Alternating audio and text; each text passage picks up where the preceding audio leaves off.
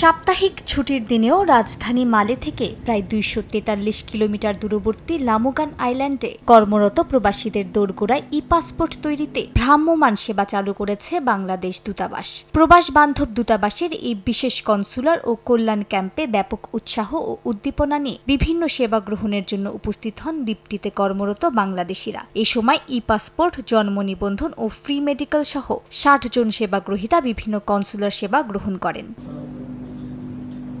E-passport তৈরিতে প্রবাসীদের ভ্রাম্যমাণ সেবায় নেমেছেন মালদ্বীপে থাকা দূতাবাসের পাসপোর্ট সংশ্লিষ্ট কর্মকর্তারা। এতে পাসপোর্ট তৈরির দুশ্চিন্তা থেকে রেহাই পাচ্ছেন দূতাবাস থেকে দূরের শহরে কর্মরত রেমিটেন্স যোদ্ধারা। প্রবাসীরা হাতের কাছে দ্রুততম এবং সহজতর সেবা পেয়ে আন্তরিক ধন্যবাদ ও কৃতজ্ঞতা জানান। পূর্বে আমাদের স্টাফ এবং এই আইল্যান্ডের মানুষজন মালে গিয়ে কাজ করার জন্য অনেক অর্থ এবং সময় অপচয় হতো, যার কারণে তারা আসার কারণে আমাদের অনেক উপকার হয়েছে এবং আমি আশা করি সামনে যেন তারা বিভিন্ন আইল্যান্ডে গিয়ে এভাবে আমাদেরকে সহযোগিতা করে। আমাদের সব কিছু সেভ হয়েছে টাকার সময়। তো আমি বাংলাদেশ হাই কমিশনার কনসুলার টিমকে ধন্যবাদ জানাচ্ছি।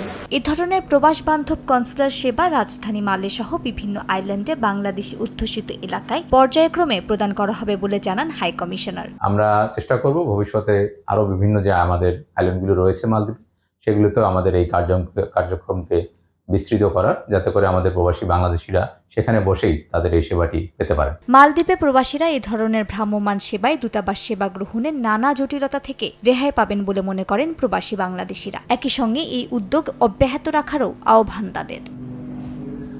সময় সংবাদ, মালদ্বীপ।